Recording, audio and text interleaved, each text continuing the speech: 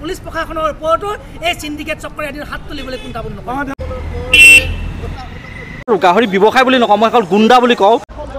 নমস্কাৰ, আজি মুখত কলা কাপোৰ মাৰি আচলতে ভিডিঅ'টো আৰম্ভ কৰিছোঁ, কিন্তু কথা ক'বলৈ অসুবিধা সেইবাবে মই খুলি লৈছোঁ। কিন্তু এই কলা কাপোৰ মৰাৰ আচলতে উদ্দেশ্য বা কাৰণ হৈছে যে আমি যিহেতু সংবাদ ক্ষেত্ৰৰ লগত জড়িত সাংবাদিক হিচাপে কৰ্মৰত হৈ আছোঁ, কিন্তু এই সাংবাদিকৰ কণ্ঠৰোধ কৰা যি প্ৰচেষ্টা, এই প্ৰচেষ্টাৰ বিৰুদ্ধে আচলতে এনেদৰে আমি কলা কাপোৰ মাৰি আজি প্ৰতিবাদ সাব্যস্ত কৰিছোঁ শিৱসাগৰ জিলাৰ আমগুৰিত। যিহেতু এটা ঘটনা সংঘটিত হৈছিল, কালি যিহেতু ঘটনা সংঘটিত হৈছিল জাজিত, সাংবাদিকৰ লগত এটা অনাকাংক্ষিত এক ঘটনা সংঘটিত হৈছিল। একাংশ গাহৰি ব্যৱসায়ৰূপী গুণ্ডা মাফিয়াই সাংবাদিকক কেনেদৰে কালি অপদস্থ কৰিছিল, শাৰীৰিকভাৱে আক্ৰমণ কৰাৰ যি চেষ্টা কৰিছিল, সেই ভিডিঅ'টো আপোনালোকে চাই লওক। তাৰপিছত মই পুনৰ যাম আৰু ইয়াত যথেষ্ট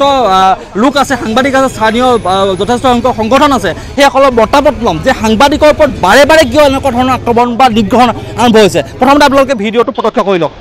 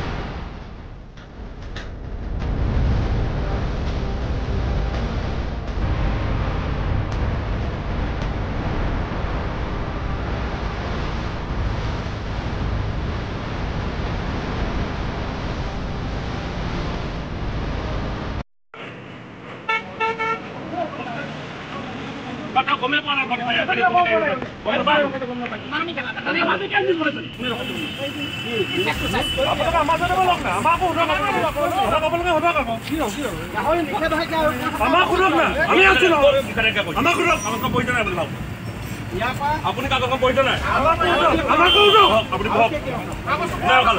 কোন আৰক্ষী ৰখাইছে?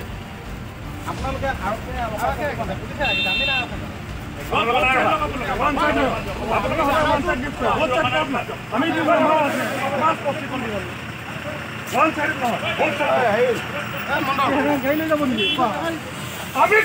উত্তৰ দিম, আমি উত্তৰ দিব আছো, আমি উত্তৰ দিম। ওৱান চাইড নহ'ব। প্ৰদীপ দা এইবিলাক প্ৰদীপ দা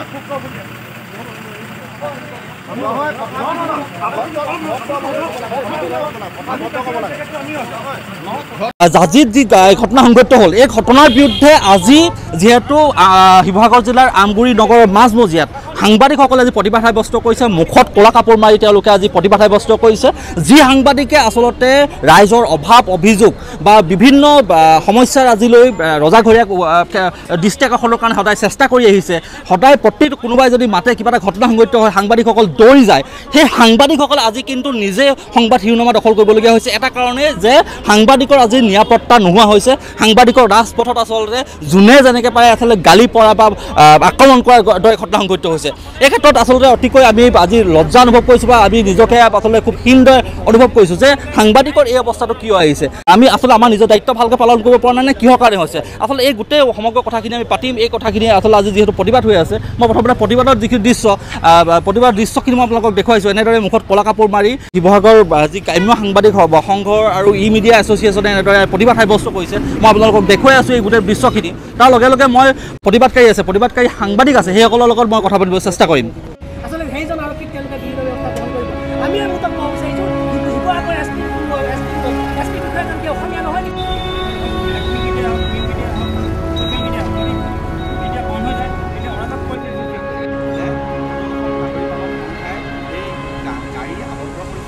জাজিত কালি যিটো ঘটনা সংঘটিত হ'ল তাৰ শাস্ত্ৰক সাক্ষী আচলতে যিজন লোকক আচলতে শাৰীৰিকভাৱে অপদস্থ কৰিবলৈ লৈছিল বা খুব অস্বাভ্য গালি পাৰিছিল সেই যিটো গুণ্ডা বাহিনীয়ে আৰু তাৰ যিজন লোক আচলতে আমাৰ সতীৰ্থ সাংবাদিক শিৱসাগৰৰ জ্যেষ্ঠ সাংবাদিক নিউজ 18 সাংবাদিক প্ৰদীপ গগৈ আছে মোৰ লগত প্ৰদীপ গগৈ আচলতে প্ৰদীপ কালি কি হৈছিলে প্ৰকৃততে ঘটনাটো হৈছে যে সদৌ অসম গাহৰি পালক সন্থাই আমাক খবৰ দিছিলে যে শিৱসাগৰ জিলাৰ জাজিত এখন গাহৰি কঢ়িয়াই অনা বহিৰাজ্যৰ পৰা গাহৰি কঢ়িয়াই অনা এখন বাহন তেওঁলোকে আৰক্ষীৰ সহযোগত আবদ্ধ কৰি ৰাখিছে গতিকে আমাৰ প্ৰথম কথা হ'ল আমি খবৰ এটা পালেই আমি সেই খবৰ সংগ্ৰহ কৰিবলৈ যোৱাটো আমাৰ দায়িত্ব সেই খবৰ প্ৰচাৰ হয় নহয় পিছৰ কথা কিন্তু খবৰটো আমি মুহূৰ্ততে সদায় সংগ্ৰহৰ চেষ্টা কৰোঁ আৰু সেই অনুসৰি আমি যেতিয়াই খবৰ লাভ কৰিছিলোঁ তাৰ পিছতে 1 ঘণ্টামানৰ পিছত আমি 1-1.5 ঘণ্টা পিছত উপস্থিত হৈছিলোঁ সেই জাজিৰ 37 নং ৰাষ্ট্ৰীয় ঘাইপথত আৰু ঘটনাটো কি আমি তাত নিৰীক্ষণ কৰিছিলোঁ তাৰ পিছত যেহেতু এখন তেওঁলোকে কোৱা অনুসৰিয়ে এখন গাহৰি ভৰ্তি বহিৰাজ্যৰ পৰা অহা গাহৰি ভৰ্তি বাহন তাত ৰখাই থোৱা আছিলে আৰু সেই বাহনখন আমি ভিজুৱেল সংগ্ৰহ কৰিছিলোঁ কি হৈছে গাহৰি পালক সন্থাইনো কি ক'ব বিচাৰিছে সেইবিলাক খবৰ লৈছিলোঁ তেনে সময়তে কিন্তু কেইগৰাকীমান ব্যৱসায়ী আহি তাত আমাক অভব্য আচৰণ কৰে ৰাজপথত চূড়ান্তভাৱে অভদ্ৰামী কৰে তেওঁলোকে আচলতে মাৰিবলৈ উদ্যত হয় এনেধৰণৰ এটা অপ্ৰীতিকৰ পৰিস্থিতিৰ উদ্ভৱ কৰে আৰক্ষী আছিল তেতিয়া আৰক্ষী 2-এগৰাকী আমি দেখিছিলোঁ কিন্তু তেওঁলোক নিমাত হৈ আছে তেওঁলোকে আচলতে কাৰ ভয়ত নিমাত হৈ আছে সেয়া তেওঁলোকে জানিব কিন্তু প্ৰথম কথা আমি তাত বাতৰি সংগ্ৰহ কৰিবলৈহে গৈছিলোঁ তাত বাতৰি ভিজুৱেল লৈ থাকোঁতে আচলতে তেওঁলোকে এনেধৰণৰ অভদ্ৰ আচৰণ কৰে গতিকে ইয়াৰ এটা উচিত বিচাৰ দাবীত আমি আজি শিৱসাগৰ ইয়াত যি গ্ৰাম্য সাংবাদিক সংঘ আছে তেওঁলোকৰ উদ্যোগত তথা শিৱসাগৰ মিডিয়া সংস্থাৰ সহযোগত আজি ইয়াত সাংবাদিকসকলে মুখত কলাৰ কাপোৰ মাৰি আমি প্ৰতিবাদী কাৰ্যসূচী ৰূপায়ণ কৰিছোঁ আৰু এই কাৰ্যসূচীত আটাচু কৃষক মুক্তি সংগ্ৰাম সমিতিকে ধৰি একাংশ দল সংগঠনৰ বিষয়ববীয়াই সহযোগ কৰিছে আৰু আমাৰ সকলোৱে এটাই দাবী যে সাংবাদিকৰ নিৰাপত্তা সুনিশ্চিত কৰক আৰু এনেধৰণৰ সাংবাদিকক বাতৰি সংগ্ৰহত বাধা দিয়া অভব্য আচৰণ কৰা সকলৰ বিৰুদ্ধে কঠোৰ পদক্ষেপ লওক নিশ্চয়কৈ আচলতে যি অভব্য আচৰণ কৰিলে বা যি আচলতে আৰক্ষী প্ৰশাসনৰ সন্মুখতে যি ধৰণৰ আচৰণ কৰিলে তেওঁলোকে শাৰীৰিকভাৱে অপদস্থ কালি হয়তো যদি স্থানীয় লোক নথকা হ'লে বা আৰু সাংবাদিক নথকা হ'লে হয়তো তোমাক হয় আমি কেইবাগৰাকীও সাংবাদিক আছিলোঁ তাত মোক অভব্য আচৰণ কৰিছে মোৰ লগত থকা এগৰাকী কৰিছে তেনেধৰণে পিছত বাকী সাংবাদিকসকলো সেই ওচৰতে আছিলে তেওঁলোক অহাৰ পিছত তেওঁলোকৰ লগতো বিতৰ্ক কৰিছে গতিকে তেওঁলোকৰ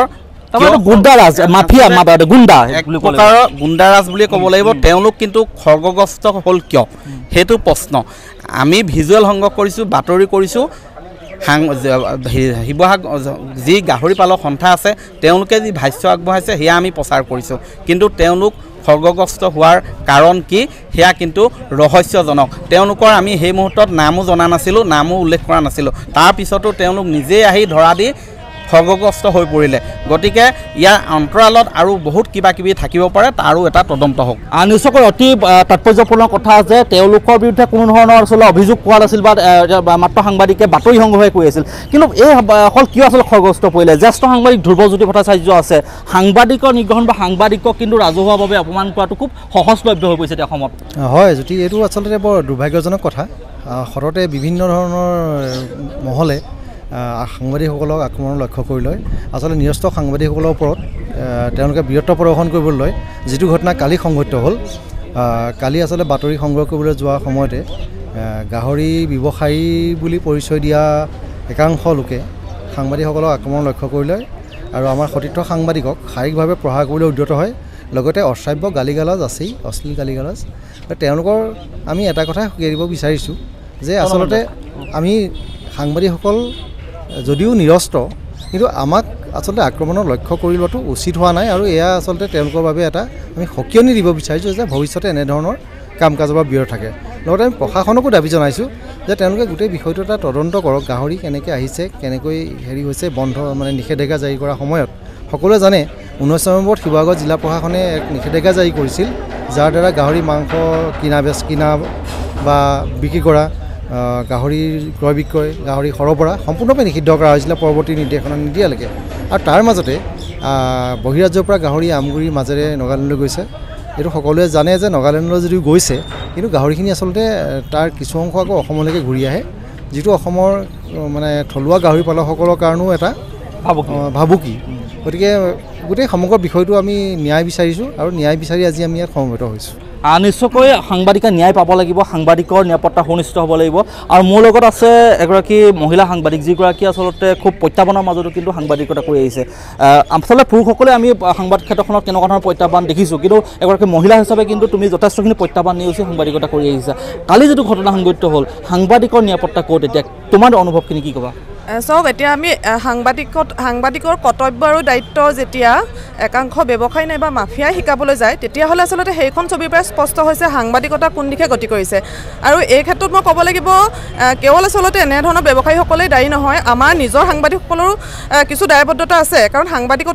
সাংবাদিকৰ কোনো জাতি নাথাকে, তেওঁলোকে হয়তো বেলেগ বেলেগ প্ৰতিষ্ঠানত কৰ্মৰত হ'ব পাৰে, কিন্তু প্ৰতিজন সাংবাদিকৰে আচলতে এজনে আনজনৰ প্ৰতি দায়বদ্ধতা থাকে। আৰু ছ'চিয়েল মিডিয়াত দেখা পোৱা যায় একাংশ লোকে আচলতে সাংবাদিকক লৈ যিসমূহ বাক্য বা শব্দ ব্যৱহাৰ কৰে, যিসমূহ মন্তব্য ব্যৱহাৰ কৰে, এই ক্ষেত্ৰত কিন্তু আমাৰ সাংবাদিকসকলৰো কৰণীয় আছে। আমি এজনে এজনৰ প্ৰতি যিটো দায়বদ্ধতা, সেই দায়বদ্ধতাৰে কাম কৰাৰ প্ৰয়োজনীয়তা আছে। আৰু কালিৰ যিটো ঘটনা, সেই ঘটনাটোৰ পৰা এইখনেই ছবি স্পষ্ট হৈছে, বৰ্তমান সময়ত সাংবাদিকৰ নিৰাপত্তা নাই, কিন্তু গাহৰি ব্যৱসায়ী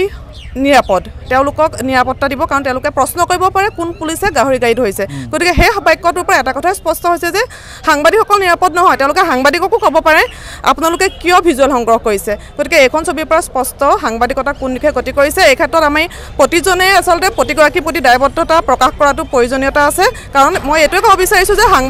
সাংবাদিকৰ কোনো জাতি নাই। সাংবাদিকে যিকোনো পৰিৱেশত, যিকোনো পৰিস্থিতিত, যিকোনো বাতৰি সংগ্ৰহৰ বাবে যাবই লাগিব। নিশ্চয়কৈ সাংবাদিক ঐক্যবদ্ধ হৈ থাকিব লাগিব, সাংবাদিক এমুঠিমান সাংবাদিক। কিন্তু এই এমুঠিমান সাংবাদিকে যদি ভাগ হৈ থাকে, কিন্তু কেতিয়াও সাংবাদিকক সুৰক্ষিত নহয়। সাংবাদিকক এনেদৰে আচলতে নিগ্ৰহণ বা কিন্তু আক্ৰমণ চলি থাকিব। বাইদেউ কি ক'ব সাংবাদিকৰ বিৰুদ্ধে যিটো আপোনালোকে এগৰাকী জনসচেতন ব্যক্তি, কালি আচলতে আজি যিটো ঘটনা ঘটিলে আমি যথেষ্ট লজ্জিত অনুভৱ কৰিছোঁ আৰু তীব্ৰ গৰিহণা দিছোঁ সদস্য মহিলা সমিতিৰ তৰফৰ পৰা। আৰু এইদৰে যদি তেখেতলোকে সদায় অভদ্ৰ আচৰণ কৰিবলৈ যদি সাহস কৰে, তেনেহ'লে চোন সমাজখনৰ কোনো অপৰাধৰ বিৰুদ্ধে আগুৱাই যাবই নোৱাৰিব। আজি সাংবাদিক বন্ধুসকলে নিউজ কৰিবলৈ যাওঁতে এইটো অৱস্থা হৈছে। আমি সমাজকৰ্মীসকলে কাম কৰিবলৈ যাওঁতে হয়তো আমাক হাতে লগাই দিব তেখেতসকলে। সেইকাৰণে মই প্ৰশাসনক অনুৰোধ জনাইছোঁ, তেখেতসকলে ইয়াত উচিত তদন্ত কৰি যিটো তেখেতসকলৰ এটা মানে মানুহৰ দাদাগিৰি মানে গঢ় লৈ উঠিছে, তাক যাতে ৰৈ যায়, নহ'লে আমাৰ সমাজখনৰ অপ্ৰীতিকৰ পৰিৱেশ সৃষ্টি হৈয়ে থাকিব। নিশ্চয়কৈ আচলতে এই যিসকল গুণ্ডা, এই যিসকল মাফিয়াক আচলতে নিয়ন্ত্ৰণ কৰিব লাগিব। যদি নিয়ন্ত্ৰণ কৰিব নোৱাৰে বা তেতিয়াহ'লে কিন্তু এনেধৰণৰ ঘটনা সংঘটিত হ'ব। আৰু মই এটা কথা দাবী উত্থাপন কৰিছোঁ যে অসম চৰকাৰে এখন শক্তিশালী আইন আনিব লাগে, যিখন আইনৰ যোগেদি আচলতে সাংবাদিকক কোনোবাই যদি প্ৰহাৰ কৰে বা বেয়া ব্যৱহাৰ কৰে, তেতিয়াহ'লে কিন্তু সেইসকলে কঠোৰ শাস্তি লাভ কৰিব পাৰে। সমীৰণ আছে অসম গ্ৰাম্য সাংবাদিক সংঘৰ শিৱসাগৰ জিলাৰ সম্পাদকৰ দায়িত্বত থকা সমীৰণ দুৱৰা আছে। কি ক'বা আচলতে সাংবাদিকৰ নিৰাপত্তা নোহোৱা হৈছে, ৰাজপথত এতিয়া সাংবাদিকক ভাবুকি দিছে, শাৰীৰিকভাৱে অপদস্থ কৰাৰ একান্ত আচলতে কিয় হৈছে এনেকুৱা ধৰণৰ ঘটনাবিলাক? আজি এতিয়া এনেকুৱা হৈছে, সাংবাদিকক যি প্ৰতি মুহূৰ্ততে দেখা যায় সাংবাদিক নিগ্ৰহ হোৱাৰ বাতৰি আমি প্ৰায় পাই থাকোঁ। আমি নিজে যিটো সাংবাদিক, আমি সাংবাদিক দেখা যাওঁ, প্ৰধানকৈ ইলেক্ট্ৰনিক মিডিয়া আমি যিটো সাংবাদিক, আমি বিভিন্ন ক্ষেত্ৰত প্ৰতি সময়ত আমি যিকোনো মুহূৰ্তত আমি কোনোবা এডোখৰ ঠাইলৈ আমি যাবলৈ আমি বাধ্য, আমি যাব লাগিব, কাৰণ আমাক ভিজুৱেল লাগিব। কিন্তু দেখা গ'ল কালিৰ যিটো ঘটনা হ'ল, সেই ঘটনাটোত এনেকুৱা এটা পৰিৱেশ সৃষ্টি হৈছে যে টকা থাকিলে সৰ্বস্ব, টকাই সকলোকে কিনিব পাৰি, টকাই সাংবাদিকক কিনিব পাৰি, টকাই সংগঠনক কিনিব পাৰি, এনেকুৱা এটা পৰিৱেশ হৈছে। কিন্তু এই সাংবাদিকতাৰ মাজত আমি যিসকলে আমি ধৰি ৰাখিছোঁ, কিন্তু দেখা গ'ল এই যিসকল প্ৰকৃত সাংবাদিক, এই সাংবাদিকসকল প্ৰতি মুহূৰ্তত নিগ্ৰহ হৈ আহিছে। এই যিসকল ভেৰুণীয়া গুণ্ডা হওক, ভেৰুণীয়া মাফিয়া, আৰু কালিও যিটো ঘটনা হ'ল, এটা মাফিয়াৰ যোগেদি আচলতে ভেৰুণীয়া গুণ্ডা বা ভেৰুণীয়া মাফিয়াৰ চলেৰে আচলতে সাংবাদিকক শাৰীৰিকভাৱে আক্ৰমণৰ এটা উদ্যত হৈছিলে। কিন্তু দেখা গ'ল আৰু কেইজনমান হতিত সাংবাদিক থকাৰ কাৰণে তেওঁলোক পিছ হুকি যাবলৈ বাধ্য হ'ল, নহ'লে কিন্তু কালি শাৰীৰিকভাৱে আক্ৰমণৰ এটা ঘটনা ঘটিত হ'ল। আৰু এই ঘটনাক আমি তীব্ৰ নিন্দা জনাইছোঁ শিৱসাগৰ জিলা গ্ৰাম্য সাংবাদিক সংঘই। আৰু আজি আমি আমগুৰি চাৰিআলিত আমি আজি ইয়াত প্ৰতিবাদ কৰিছোঁ। পৰৱৰ্তী সময়ত আমি শিৱসাগৰ জিলা আয়ুক্তৰ কাৰ্যালয় সন্মুখত আমি তাত আমি প্ৰতিবাদী কাৰ্য ল'ম। আৰু আমি সকীয়াই দিছোঁ, যদি তেওঁলোকে নিৰ্দিষ্ট সময়ৰ ভিতৰত তেওঁলোকে যদিহে ক্ষমা নোখোজে, এনেকুৱা ধৰণৰ ঘটনা ভৱিষ্যতে নকৰোঁ বুলি যেতিয়ালৈকে তেওঁলোকে নিজৰ স্থিতি স্পষ্ট নকৰে, কিন্তু ভৱিষ্যতত আমি তেওঁলোকৰ ওপৰত আমি এজাহাৰ দিবলৈ বাধ্য হ'ম। আমাৰ কঠোৰ পদক্ষেপ লোৱা হ'ব এই ক্ষেত্ৰত। নিশ্চয়কৈ আচলতে কঠোৰ পদক্ষেপ লোৱা হ'ব কাৰণ মই পূৰ্বতে কৈছোঁ যে যি আচলতে এই গুণ্ডা বাহিনীটোৱে মাফিয়া চক্ৰটোৱে যি আচলতে আক্ৰমণ কৰিলে বা অপদস্থ কৰিলে ইয়াৰ বিৰুদ্ধে কিন্তু সাংবাদিকসকল ক্ষান্ত হৈ নাথাকে আজি সাংবাদিকে আমগুৰি নগৰত যি আচলতে প্ৰতিবাদ সাব্যস্ত কৰিলে কিন্তু তাৰ বিপৰীতে কিন্তু যদি ইয়াৰ পাছতো যদি সেই যিসকল মাফিয়া বা গুণ্ডা যদি তেওঁলোকৰ সম্বিত ঘূৰি নাহে কিন্তু এজাহাৰ দাখিল কৰা হ'ব আৰু শিৱসাগৰ জিলা আয়ুক্ত কাৰ্যালয়ক ঘেৰাও কৰি দোষীক শাস্তিৰ কাৰণে দাবী জনোৱা হ'ব মোৰ লগত আছে ৰবীন আছে আমাৰ কৃষক মুক্তিৰ এজন যুৱক যি আচলতে প্ৰতিটো সামাজিক ইয়াৰ লগত জড়িত হৈ থকা ব্যক্তি কি ক'বা তোমালোকৰ লগত আমি কিবা মাতিলে সাংবাদ সংগ্ৰহ কৰিবলৈ যাওঁ সমাজৰ বিভিন্ন দিশত আমি কৰি আহিছোঁ কিন্তু সাংবাদিকৰ এই অৱস্থা আজি সাংবাদিক আজি সুৰক্ষিত নহয় কি ক'বা চাওক অতিকৈ দুৰ্ভাগ্যজনক কথা আৰু আমি ছাত্ৰ মুক্তি সংগ্ৰাম সমিতিয়ে আমি ধিক্কাৰ জনাইছোঁ যোৱাকালি সংবাদ পৰিৱেশন কৰিবলৈ যাওঁতে যিসকল সাংবাদিকক আচলতে একাংশ বেপাৰী নহয় আচলতে তেওঁলোকে মাফিয়া বুলি আমি যাক কওঁ গুণ্ডা বুলি কওঁ যিসকলে আমগুৰি নগৰত প্ৰত্যেক দিনা আচলতে ইয়াত সন্ত্ৰাস সৃষ্টি কৰি অহাৰ দৰে এটা ঘটনা দৈনিক কৰি থাকে তেওঁলোকে সংবাদ মাধ্যমৰ ব্যক্তিসকলক বা সাংবাদিকসকলক যি আক্ৰমণ কৰিলে তাক আমি তীব্ৰ ভাষাৰে গৰিহণা দিছোঁ আৰু লগতে আমি ছাত্ৰ মুক্তি সংগ্ৰাম সমিতিয়ে এই যিসকল ব্যক্তি ভিডিঅ'টোত ওলাই থকা আমি যিসকলক দেখিছোঁ এই ব্যক্তিসকলৰ ওপৰত জিলা আৰক্ষী অধীক্ষক মহোদয়ক তেওঁলোকৰ ওপৰত বিহিত ব্যৱস্থা অনতিপলমে মানে ল'বৰ বাবে আমি আহ্বান জনাইছোঁ আৰু বিশেষকৈ আমি এইটো আমি স্পষ্ট কৰি দিব বিচাৰিছোঁ যদিহে এই বৰ্তমান সময়তে এওঁলোকক নাকি লগোৱা নাযায় তেতিয়াহ'লে অনাগত দিনত মানে এওঁলোকে ইয়াতে বিভিন্ন ধৰণৰ যি অসামাজিক কাৰ্যকলাপ আছে এই অসামাজিক কাৰ্যকলাপবোৰ আৰু ক্ৰমান্বয়ে বাঢ়ি গৈ থাকিব চাওক আমি বাৰম্বাৰ কৈ আহিছোঁ 61 নং ৰাষ্ট্ৰীয় ঘাইপথটোৰে জাজিৰ পৰা নাগালেণ্ডলৈ আচলতে দৈনিক আচলতে যি এই অবৈধ কাৰবাৰসমূহ যি চুপাৰী বাৰ্মিজ চুপাৰী অৰুণাচলী সুৰা বা বৰ্তমান সময়ত আমাৰ অসমৰ যি সুৰা নাগালেণ্ডলৈ ছাপ্লাই কৰা এই সমগ্ৰ ঘটনাবিলাকৰ লগত কিন্তু এই ব্যক্তিকেইজনে জড়িত আছে আমি বিভিন্ন সময়ত আমি কৈ আহিছোঁ গতিকে আমি আৰক্ষী অধীক্ষক মহোদয়ক আমি দাবী উত্থাপন কৰিছোঁ অতি সোনকালে এই ব্যক্তিকেইজনৰ ওপৰত বিহিত ব্যৱস্থা গ্ৰহণ কৰক নিশ্চয়কৈ বিহিত ব্যৱস্থা গ্ৰহণ কৰাৰ দাবী উত্থাপন কৰিছে মই কৈছোঁ পুনৰবাৰ কৈছোঁ যে সাংবাদিকৰ ওপৰত যিটো আক্ৰমণ আপোনালোকে এইটো ভাল কৰা নাই যিসকলে ভাবিছে যে সাংবাদিকৰ ওপৰত বীৰত্ব প্ৰদৰ্শন কৰি আপোনালোকে জয়ী হৈছে আপোনালোক কিন্তু পৰাজিত হৈছে যিসকল সাংবাদিকে প্ৰতিজন লোকৰ কাৰণে সমাজৰ দুখ বা সমাজৰ সমস্যাখিনি উপস্থাপন কৰি আহিছে এইসকল নিৰস্ত সাংবাদিকৰ ওপৰত আপোনালোকে যি বীৰত্ব দেখালে ৰাজপথত যি আপোনালোকে বীৰত্ব দেখালে ই আপোনালোকক কিন্তু হাঁহিয়াতৰ পাত্ৰ আপোনালোকক কাপুৰুষালিহে কিন্তু উদঙাই দিছে আমি দাবী উত্থাপন কৰিছোঁ আৰক্ষী প্ৰশাসনক যাতে এই দুখীসকলক এই গুণ্ডা বাহিনীটোক আচলতে নিয়ন্ত্ৰণ কৰক ব্যৱসায় কৰিছে কোনোবাই কৰি থাকক কিন্তু এনেদৰে সাংবাদিকক আক্ৰমণ কৰা কিন্তু সহ্য কৰা নহ'ব আৰু সাংবাদিকসকলৰ প্ৰতিও এটা আহ্বান জনাইছোঁ যি সতীৰ্থ সাংবাদিকসকল আছে যে আপোনালোক ঐক্যবদ্ধ হৈ থাকক এমুঠিমান আমি সাংবাদিক আমি ঐক্যবদ্ধ হৈ থাকিব লাগিব আৰু আমাৰ কিছু দায়িত্ব আছে যিহেতু দেখিবলৈ পোৱা গৈছে যে কিবা এটা ঘটনা সংঘটিত যে সাংবাদিকৰ ওপৰত আক্ৰমণ হয় তেতিয়া বহুতে কিন্তু সাংবাদিকজনৰ ওপৰতে আঙুলি টোৱায় যে পইচা বিচাৰি গৈছিল নেকি বা ধৰণৰ বিধন দাবী কৰিছিল এনেকুৱা ধৰণৰ অভিযোগ উত্থাপন কৰে কিন্তু এই কথাখিনি কিন্তু হয় নহয় কিন্তু জানি লোৱাটো উচিত কাৰণ যিহেতু সাংবাদিকো এখন সমাজৰে এটা অংশ সেইবাবে কিন্তু আপোনালোকেও কিন্তু মন্তব্য দিওঁতে বা কওঁতে সাংবাদিকৰ প্ৰতি আঙুলি উঠাওঁতে কিন্তু জানি ল'ব যে প্ৰকৃততে জাজিত সেইদিনাখন কি ঘটনা সংঘটিত হৈছিল আচলতে প্ৰকৃত ঘটনা কি আছিল তাৰ উমান নোলোৱাকৈ আচলতে আপোনালোকে অনৰ্থক কিছু মন্তব্য নকৰিব সাংবাদিকৰ যিটো দায়বদ্ধতা একনিষ্ঠভাৱে কৰি থকা নিৰ্ভীকভাৱে কৰি থকা সাংবাদিকসকলক আপোনালোকে উপলুঙা নকৰিব আৰু এই সাংবাদিকৰ প্ৰতি যিটো ভাবুকি আহিছে এই ভাবুকিটো কিন্তু আমি সকলোৱে মিলি আঁতৰাব লাগিব আৰু প্ৰশাসনকো দাবী জনাইছোঁ অসম চৰকাৰক দাবী জনাইছোঁ যাতে অসম চৰকাৰে এখন আইন আনক যিখন আইনৰ যোগেদি সাংবাদিকৰ সুৰক্ষা নিশ্চিত হয় ভিডিঅ'খিনি ইমানেই আছিল যদি ভিডিঅ'টো উপযোগী লাগিছে তেতিয়া লাইক কৰিব কমেণ্ট কৰিব শ্বেয়াৰ কৰিব আৰু মোৰ ইউটিউব চেনেলটো ছাবস্ক্ৰাইব কৰি ৰাখিব লগতে ফেচবুক পেজটো ফ'ল' কৰি দিব ধন্যবাদ